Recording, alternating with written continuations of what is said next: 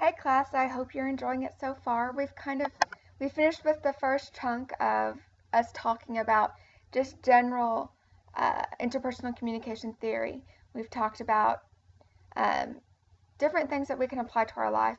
Now we're going to learn more about positive communication. And before we can really get into that, we have to think about how we think about communication. We have these ideas about what a good communicator is and what it means to be a good communicator. And some of these aren't the most healthy ways of seeing communication. So that's what the communication misconceptions reading is about. It's about these ideas that we have about communication as a whole, not about how we're communicating with others, but how we view communication as a whole. That we must kind of get rid of in order to really embrace positive communication. So when we think of communication as a whole, we need to think about how these things aren't true. We have to fight against our natural inclinations to think these things are true. So I'm going to give you a description of each of the misconceptions that I've included. The first misconception is that communicating well means being perfect. When we think about communication, we have this vision of a public speaker who is very eloquent and doesn't make any mistakes, doesn't stutter or stumble. But that's really not what we should be thinking about when we're thinking about a good speaker. A good speaker isn't perfect because first off, nobody is. We have this communication ideal that we set out that it's this perfect speaker, but those people don't exist. Everyone makes mistakes, and we need to embrace those. You can see this through this video that I'm not a perfect speaker. I stumble on my words. I stutter. I forget what I'm going to say. And you know what? That's okay. We all have our different ways of messing up how we're talking, and that's normal, and there's nothing wrong with that. That's not what communicating well means. It's not about not stuttering and not forgetting your words. It means communicating positively, doing your best job that you can with the skills that you have. It says in here that when we look at communication, we see that it relies on having a sender and a receiver. And people are doing both simultaneously. You're not just, whenever you're talking, you're not just talking, you're also listening to how other people are responding, whether or not they're responding non-verbally or verbally, or with, how they're tilting their head, or you can receive messages from whoever's listening to you while you are sending messages. So when we realize that we're not just sending message, but we're also receiving messages at the same time, and there's two people involved in this process, and it's easy to understand that there are going to be miscommunications because of that. So we need to not hold ourselves to the standard of being a perfect communicator, because those people don't exist.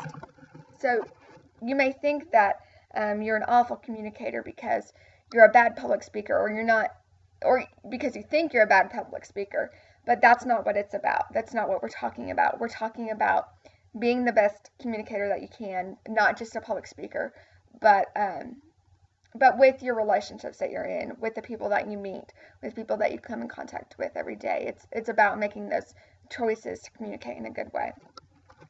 The second misconception is that communicating is sharing information. And we have this idea that one person's sending a message and the other person's receiving it, but as I already discussed under the other misconception, that's simply not true. Communication instead is a process of creating. It's not one way. We're both creating an understanding between each other. We're not just sharing information. We're understanding the other person. We're understanding what they're talking about. We're understanding context. Communication as a whole is much more messy and beautiful and complex than to just boil it down to sending information. And that's what we often think, that if people understand us, if people understand the words we're saying, then we're good communicators. But that's only one side of communication. It's much more than that. Third misconception is that relationships are fixed. Because communication is all about relationship, and relationships are all about communication, we can't really separate those two. So when we think about relationships, and when we talk about relationships and the idea of communication, we have to think about how we think about relationships as a whole. Relationships aren't something that you have, but it's something that you're constantly creating. It's something that you're constantly maintaining and doing. It's an action. It's not something that you possess. And that you'll understand why these are really important when we learn more about positive communication, specifically communication excellence theory. So you may not understand this right now, but you will, I promise. If you don't, we'll sit down and talk about it. The fourth misconception is that communicating well means controlling others. We've had great persuaders. Our current president is a great persuader. He's very charismatic. Bill Clinton was very charismatic. But that doesn't mean that they're the best communicators. They were very good at persuading people, which is a form of controlling. If you're persuading people, you're controlling people. But that's not what good communication is. Good communication is about providing significant opportunities of choices of what people can make. So it's giving people options. And if you're persuading people, you're not really giving them an option. You're steering them to your option.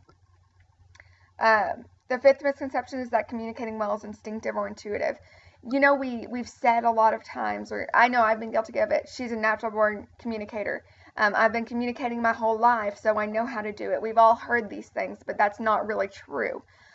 First off, I want to debrief the idea that just because you've been communicating for 50 odd years, that doesn't mean you're a good communicator. People have this idea that you're born with this ability, this natural ability to communicate, and that's not true. While most people have the natural ability to form words and do these things, just like learning to hit a baseball really well or to play an instrument really well, you have to build communication skills. So how we think about communication isn't something that we're all born to do well, or that anyone's really born to do well. It's by practicing positive communication. Sorry, I have a hair in my mouth. Practicing these positive communication skills that we'll be talking about next week. That's how we become good communicators. It's not an innate skill that we have. It's something that we have to practice in order to attain. So you need to be really open-minded. You may think that you're a really good communicator, but you may not be.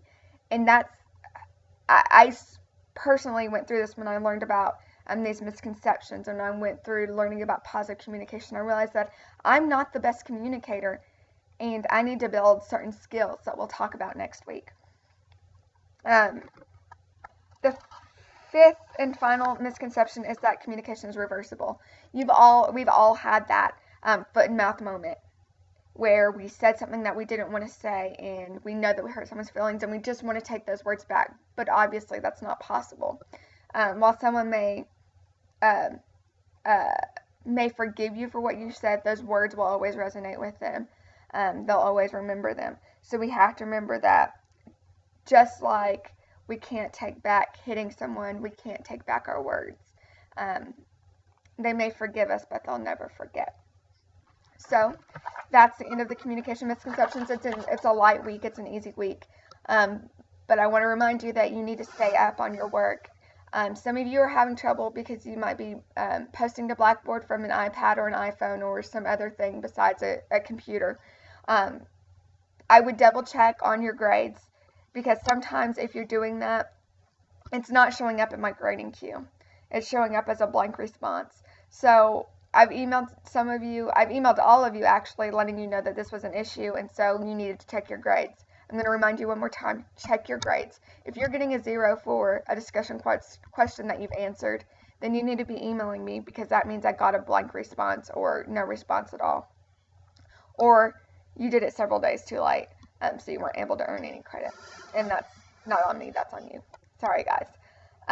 You also need to remember to do your work on time. That means your case studies are due on Monday night at midnight, if not before.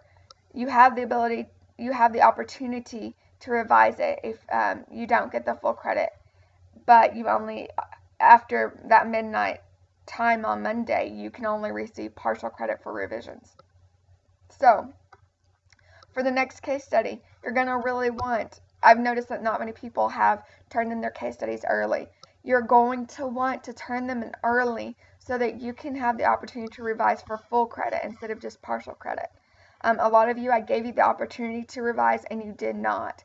And so these points really matter. So your final grade is going to be a lot lower than you expect it to be, because maybe you haven't done a week's worth of discussion questions, or you didn't do your introduction assignment, or you only got half credit on your case study. These are going to start adding up, and so your grade is going to be very negatively impacted by your choices. If you aren't understanding the assignment, then you need to be emailing me. And the best time to email me is not the weekend it's due. You should have already worked on it beforehand. I'm answering these emails, but I really don't want to be answering emails about an assignment that's due the next day on a Sunday. I don't want to spend my Sunday answering your emails about questions on the assignment. I prefer to answer them during the normal work week. Monday through Friday, Tuesday through Saturday. My Sundays and my Mondays are really, I don't want to devote to having to field questions about assignments. So please get your questions in early. But don't be afraid to ask questions. I want you to ask questions. Just answer them earlier, because I am tired of answering the emails at 10 o'clock at night, at 11 o'clock at night on the day before an assignment is due. I don't want to do that anymore. Okay, so you need to make sure that you do your discussion questions and your responses on time for next week.